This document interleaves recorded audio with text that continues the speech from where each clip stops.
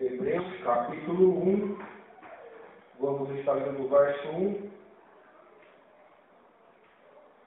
até o verso de número 8. Hebreus, carta aos Hebreus, capítulo de número 1, do verso 1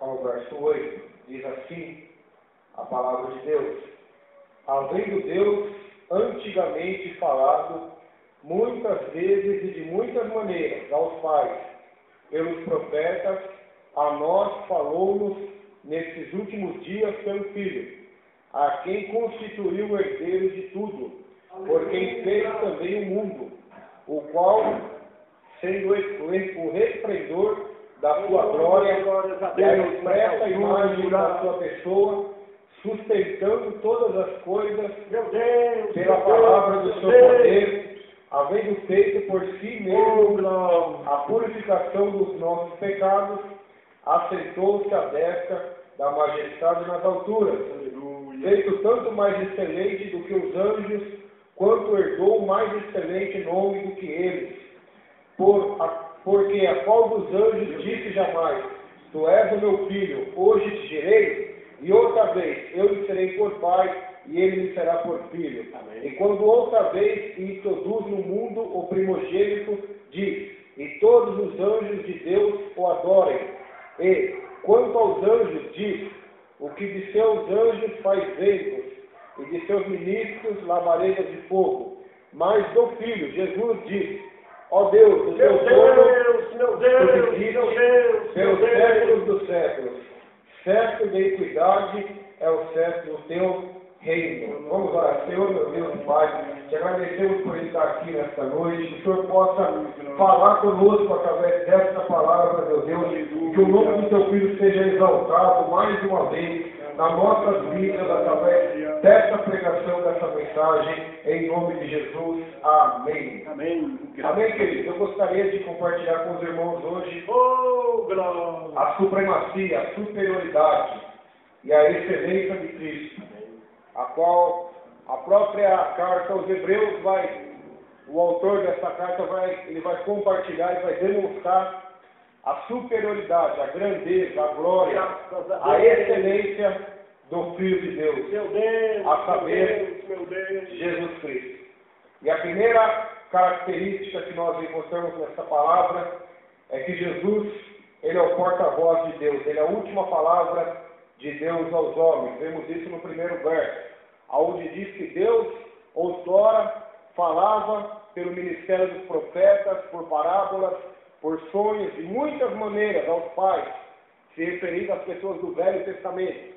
Mas hoje, na nossa geração, nos últimos dias, na última hora que estamos vivendo, o apóstolo João diz: filhinhos, já estamos na última hora, Deus nos fala através do seu Filho, Jesus Cristo.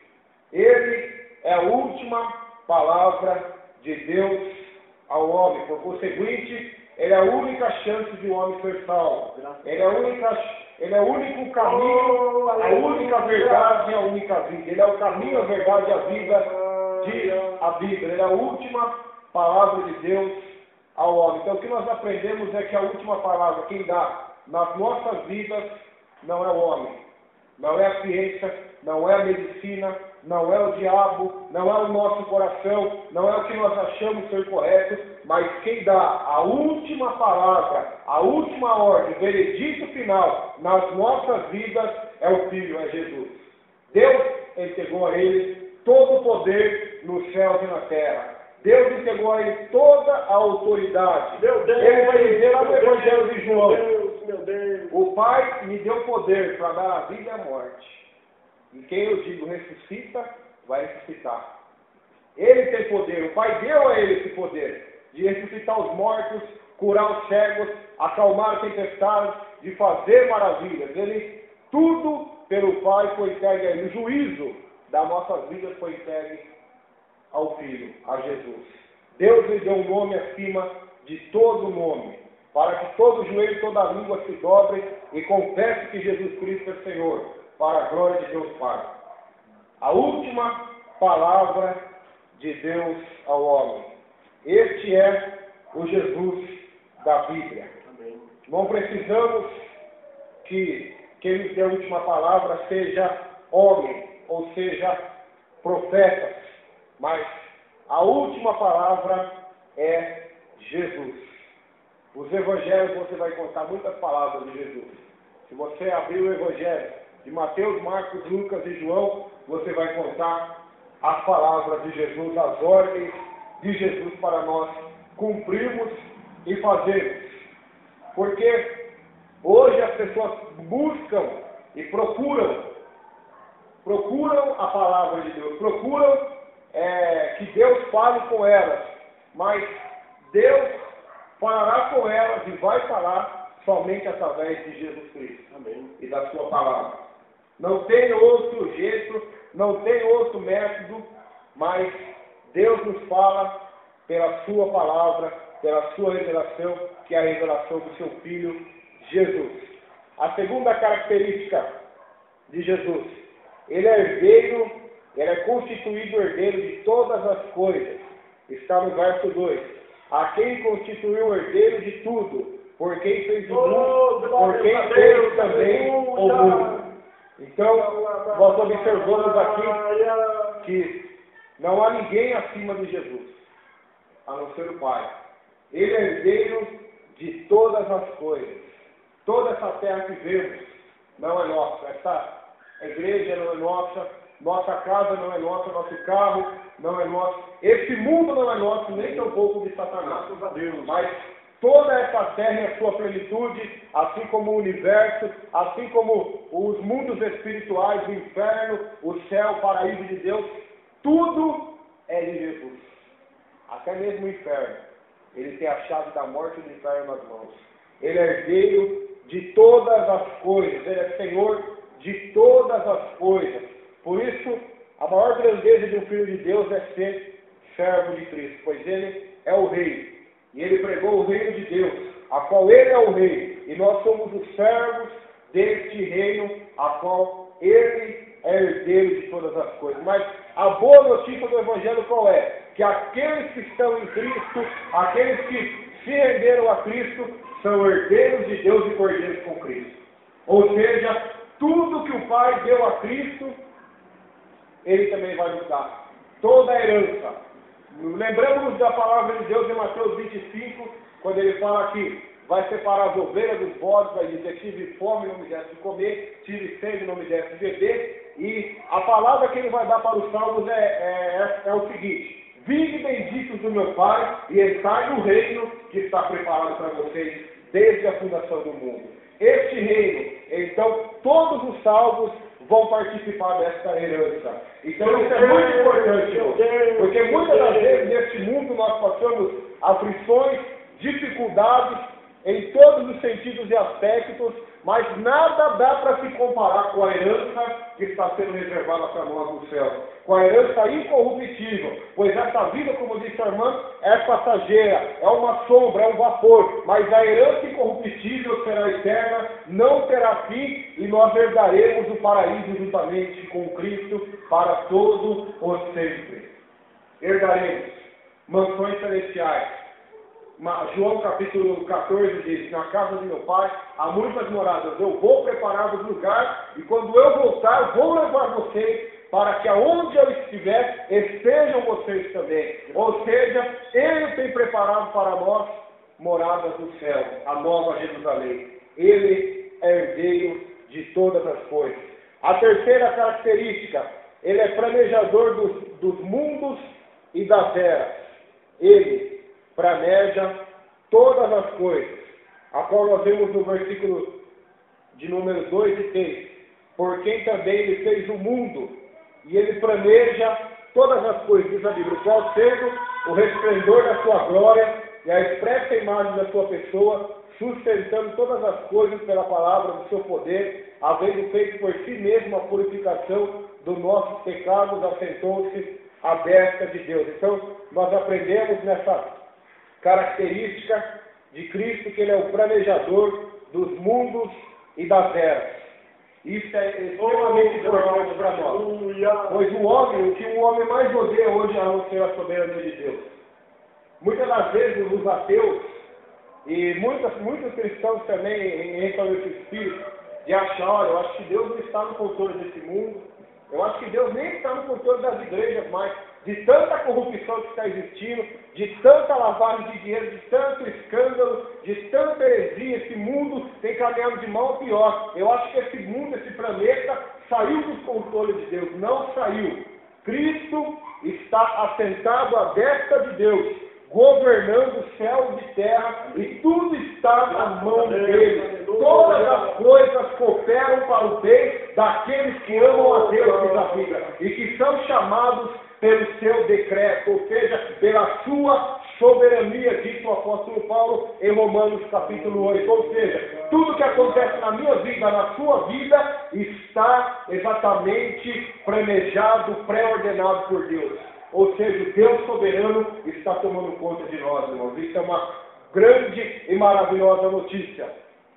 Muitas pessoas dizem, olha, eu não vou mais na igreja, porque na igreja tem muitos escândalos, então eu preciso ficar em casa. Quantas das vezes vemos pessoas pensando dessa maneira?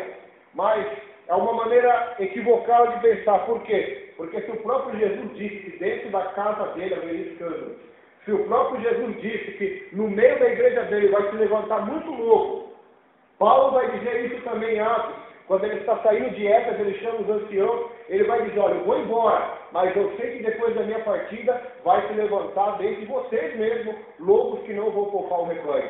Então, a Escritura profética já nos alertou que isso haveria de existir. Então, isso não é motivo de nós desanimarmos, de nós pararmos de servir a Deus, não. Mas isso é motivo de nos apegarmos mais ainda a Deus. Por quê? Porque Ele, na sua soberania, no seu decreto, já sabia que todas essas coisas iriam acontecer nas igrejas de todas as eras. Então, Cristo é o planejador e aquele que controla todas as eras. Ele estava controlando, ele estava dominando, mesmo quando a Igreja Católica Romana fez Inquisição, matou milhares de pessoas, o Deus soberano estava ali no controle, mesmo na Igreja primitiva, quando os imperadores perseguiam a Igreja cristã, matavam os cristãos aos milhares, o Deus soberano estava com todas as coisas na sua mão e no seu controle. Nada saiu da sua ordem. Um exemplo clássico de que Deus governa até mesmo os reinos desse mundo está lá no livro de Daniel. Deus mostra para Daniel uma estátua com a cabeça de ouro, e os irmãos conhecem a passagem,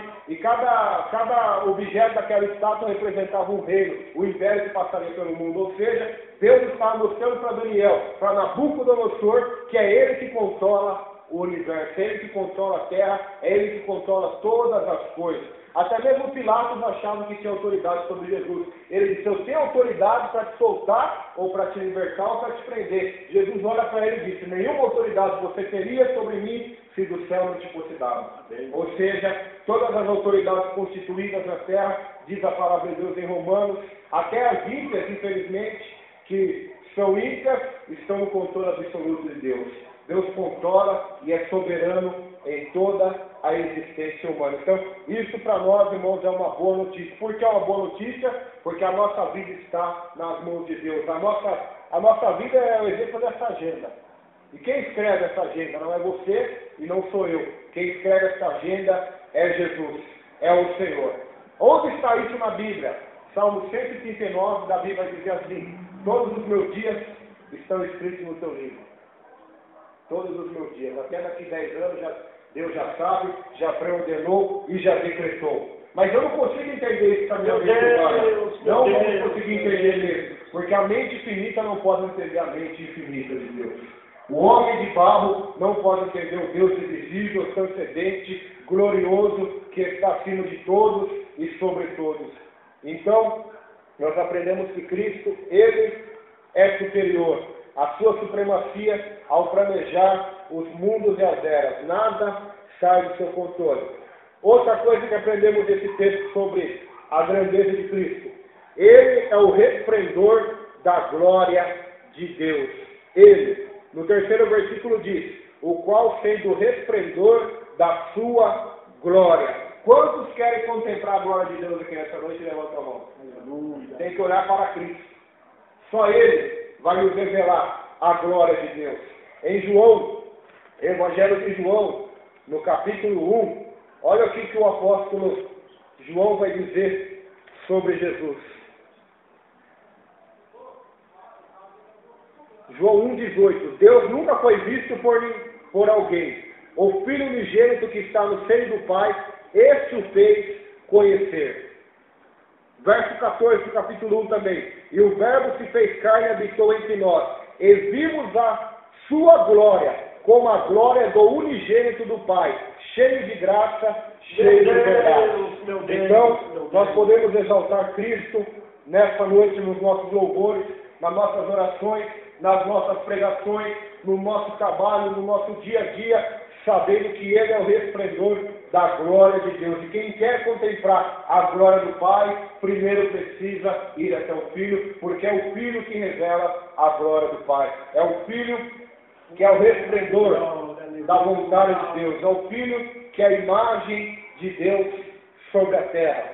O apóstolo Paulo, em Colossenses capítulo 2, ele vai nos declarar algo importantíssimo sobre Cristo. Colossenses capítulo 1, verso 15 diz sobre Cristo: o qual é a imagem do Deus invisível, o primogênito de toda a criação, porque nele foram criadas todas as coisas que há no céu e na terra, visíveis e invisíveis, sejam tronos, sejam dominações, sejam principados, sejam potestades, tudo foi criado por Ele e para Ele. Ele é antes de todas as coisas, e todas as coisas subsistem por Ele. Ele é o cabeça do corpo da igreja, é o princípio, o primogênito dentre os mortos, para quem tudo tem a preeminência, porque foi do agrado do Pai que toda a plenitude nele habitasse. Colossenses 2, verso 9 e 10 também. Porque nele habita corporalmente toda a plenitude da divindade. E estáis perfeito nele, que é o cabeça de todo principado e potestade. Então aqui nós vemos a preeminência, que nós vemos a grandeza, a supremacia, a superioridade de Cristo sobre tudo. Ele é a revelação de Deus para o homem. Ele é a representação de Deus na terra. Quando ele esteve andando na terra, ele foi chamado Emanuel. Sabe o que significa a palavra Emanuel? Deus conosco. Essa é a tradução da palavra Emanuel. Quando ele estava na terra, seu nome será chamado Emanuel, Deus conosco, ou seja, Deus andando conosco na terra. Então, todas as atitudes e ensinos de Jesus não eram dele, mas eram do Pai. Ele mesmo vai dizer isso no Evangelho. Ele vai dizer isso. Tudo que o Pai me falou, eu tenho falado para vocês. Tudo aquilo que o Pai é, eu tenho demonstrado a vocês. Então nós vemos Jesus lavando o pé dos apóstolos, nós vemos Jesus sendo servo, sendo humilde, perdoando, amando os inimigos e tantas outras coisas que eu poderia falar aqui. Então, o que nós devemos fazer? Imitá-lo. Amar os inimigos, amar o próximo, porque ele é o resplendor da glória de Deus. E tudo que ele fez, ele representou, ele é a imagem exclusiva de Deus, do Deus invisível, a qual ninguém pode ver. Mais uma coisa interessante, ele é a expressa imagem da pessoa de Deus, que está no verso 6 também, a qual diz a expressão e a expressa imagem da sua pessoa. Então nós aprendemos aqui que Deus não é uma força, como ensina a nova era, como você vê na televisão, nas novelas da Rede Globo. Deus não é uma força maior, Deus é uma pessoa que tem sentimentos e vontades. É um Deus soberano, é um Deus que se alegra, é um Deus que se entristece, é um Deus que é santo, é um Deus que é amor, é um Deus que é justiça, é um Deus que tem vontade, planos e projetos, e vai executá-los todos. Então, nós aprendemos aqui que o Pai é uma pessoa e que o Filho, ele expressa, ele demonstra na sua vida sobre essa terra a perfeita imagem de Deus, o Pai. Ou seja, ele representa o Pai. Ele representa a vontade de Deus. Então, tudo que Deus é justiça, Deus é amor, Deus é Pai, Deus é a verdade. Tudo isso Cristo foi quando esteve sobre a terra e representou um Deus santo. Quer ver como Cristo é santo? Quando ele entra no templo, o que ele faz? Ele vê o comércio na porta do templo, o que ele faz? Ele expulsa todo mundo para fora. E disse, não passai da casa de meu pai o comércio. Um Deus santo na terra, andando no meio dos pecadores. Quando ele vai para os fariseus, um Deus santo no meio daqueles hipócritas pecadores, você vai ler Mateus capítulo 23, eu já preguei aqui sobre isso esses dias. Ele vai repreender os fariseus pela sua hipocrisia na religião. Então, nós aprendemos que Cristo é a representação da imagem da pessoa de Deus. Outra coisa interessante aqui, aproveitando essa mensagem, como que os testemunhos de Jeová conseguem dizer que Cristo não é Deus? Se na Bíblia está claro, tanto nos Evangelhos, como nas cartas, como em Hebreus, o livro inteiro vai falar sobre a grandeza e a divindade de Cristo. Até mesmo no Antigo Testamento, as profecias falam da divindade de Cristo, que nasceria. O próprio Davi disse assim, ele foi escrever um salmo, ele disse assim, disse o Senhor, o Deus do Pai, ao meu Senhor, referindo-se ao Senhor Deus Filho, assenta-te à minha direita, até que eu ponha todos os teus inimigos debaixo dos pés. Então, como que eles conseguem entrar nessa contradição? Porque eles querem entender totalmente a grandeza da Trindade, do Pai, do Filho e do Espírito, e não conseguem. E não conseguindo, eles tentam rebaixar o Filho e considerar o Espírito Santo somente como um vento, como uma força ativa de Deus. Então, é uma falta de conhecimento das Escrituras, de conhecer realmente Deus na pessoa bendita de Jesus, que é o Deus que é o Criador de todas as coisas, pois a Bíblia diz que Ele fez o mundo junto com o Pai. João capítulo 1 vai dizer exatamente isso. Outra coisa que nós aprendemos sobre a grandeza de Cristo. Ele é o sustentador de todas as coisas, diz a palavra de Deus. Sustentando todas as coisas pela palavra do seu poder. Sustentando todas as coisas pela palavra do seu poder. Então, se eu estou aqui pregando hoje, se você está sentado aí, aleluia, é porque existe alguém me sustentando. Amém. Mas eu estou fraco. O poder de Deus é exatamente o poder de Cristo e da sua palavra se aperfeiçoa na nossa fraqueza. O apóstolo Paulo estava fraco, com espinho na carne. Ele orou a Deus, Deus, tira de mim esse espinho na carne, eu não quero. Ou vamos imitar a teologia hoje de moderna. Eu não aceito isso, Jesus. Eu quero tomar posse da minha bênção. Tira esse espinho da mim. Tira, eu sou filho do rei. Deus fala para Paulo, não vou tirar, Paulo. A minha graça te basta. Porque o meu poder se aperfeiçoa na sua fraqueza. O meu poder, é eu que sustento você, Paulo, pela palavra do meu poder. Então nós aprendemos aqui, irmãos, que o poder de Deus está na sua palavra, na palavra dele. Gênesis capítulo 1, pela sua palavra Deus diz, haja luz, houve luz. Haja terra, houve terra. Haja água, houve água. Haja animais, haja aves no céu, haja peixes no mar, haja plantas, e tudo aconteceu conforme a palavra de Deus. Certa feita, Jesus estava no barco e pregou uma palavra. Depois ele disse para Pedro, vamos agora para alto mar para pescar. E Pedro disse, olha, Senhor, eu tentei a noite inteira e não consegui pescar nada, mas segundo a tua palavra eu vou lançar a rede. E quando Jesus manda ele lançar a rede pela palavra, ele lança a rede e vem multiplicando peixe. O centurião, a mesma coisa, não entendeu o poder da palavra. Ele disse assim, Jesus, tu não precisa ir na minha casa, porque eu não sou digno, eu sou pecador miserável. Mesmo que eu seja um chefe, um centurião, eu seja um chefe de 100 soldados romanos, um homem rico, respeitado por todos, mesmo assim eu não sou digno de você vir na minha casa. Mas diga uma só palavra e o meu servo será curado. Então é o poder da palavra de Deus que vai sustentar a nossa vida. Nem só de pão o homem vai viver, mas de toda a palavra que sai da boca de Deus. Eu estava exatamente pregando sobre isso ontem em Botucatu, a qual foi um curso de jovens, e eu preguei uma palavra para jovens, a qual o apóstolo João diz lá em 1 João, jovens sois fortes, e tendes vencido o maligno, porque a palavra de Deus permanece em vós. Então, eu disse, queremos ter uma juventude forte, se você quer ter um casamento forte, o teu trabalho secular seja forte, tudo tem que estar alicerçado na palavra de Deus. Sem a palavra de Deus, sem ser alicerçado na palavra de Deus, estamos fracos, a nossa casa vai estar construída na areia e vai ser derrubada. Mas quem está alicerçado em ouvir e praticar a palavra de Deus, a sua casa está fortalecida na rocha, que é Jesus. E pela palavra do seu poder, ele é sustentável. Então, o que nós aprendemos aqui, voltando o tópico atrás, que Jesus controla tudo, não é? Ele é soberano de todos os mundos e de todas as eras e de todos os séculos. Ele é Senhor soberano que está sentado à direita de Deus e controla tudo. Então, a sua vida, a sua família está no controle soberano de Deus. Então, não tema, por quê? Porque segundo essa palavra que você está ouvindo, que é a última palavra de Deus para você, que é Jesus, Ele está sustentando você e toda a sua família e toda a sua vida pela palavra do seu poder.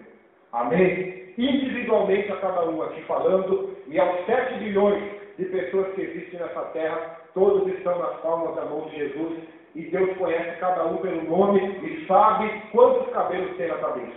Esse é o Deus da Bíblia, irmãos. É um Deus excelente e que excede todo o entendimento.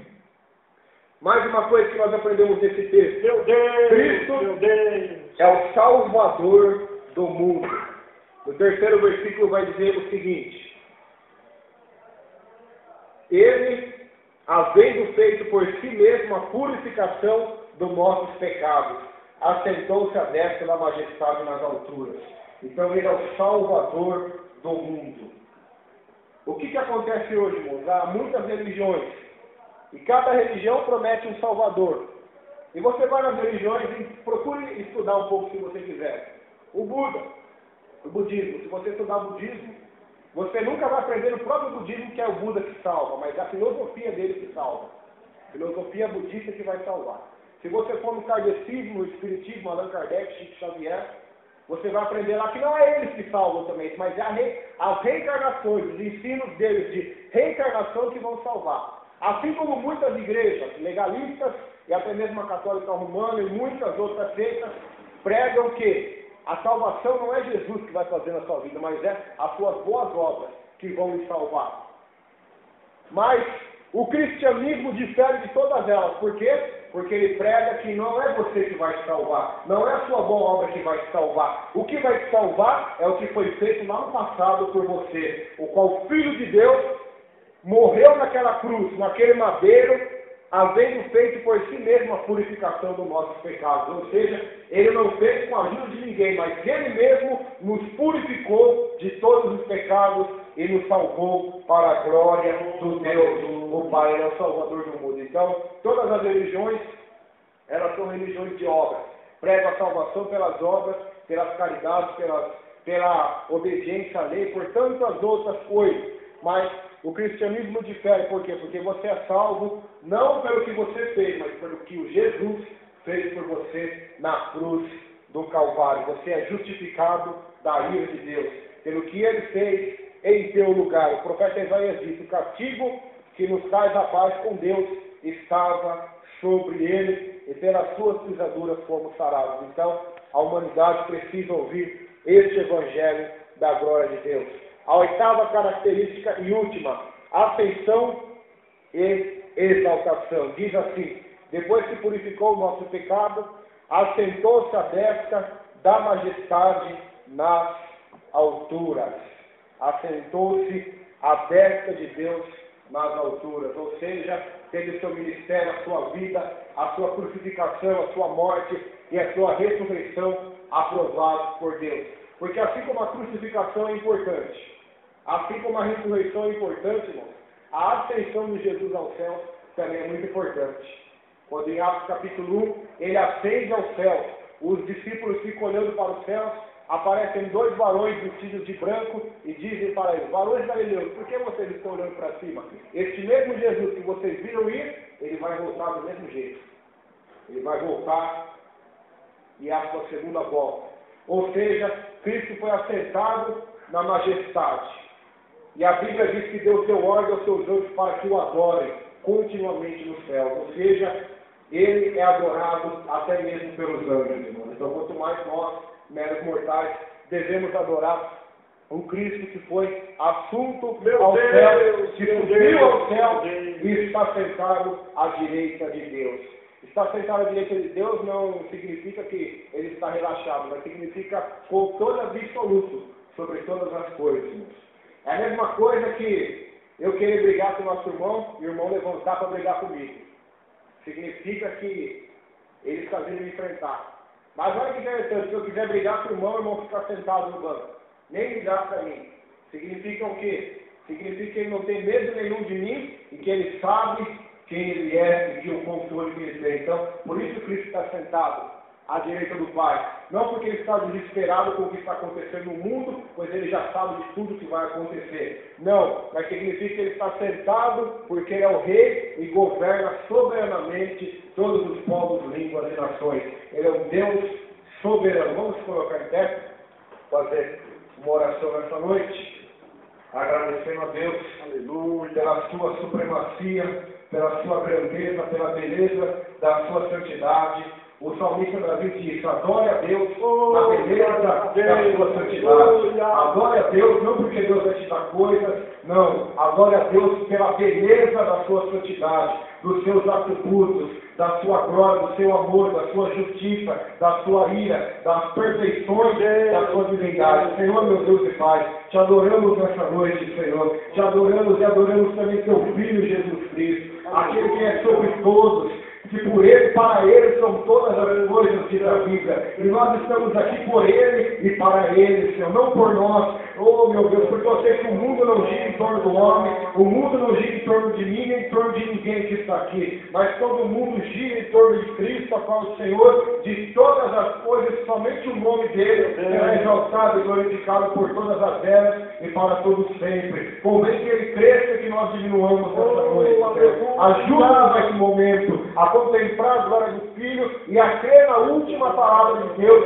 que é Jesus para nós. A última palavra de Deus para este mundo perdido é a palavra de Jesus de salvação, de resgate, de libertação, de cura, de transformação, de libertação do pecado, Senhor. É a última palavra de Deus para o homem, a palavra de restauração e de vida eterna. Por isso, abençoa cada irmão, cada irmã que está aqui, em nome de Jesus. Amém.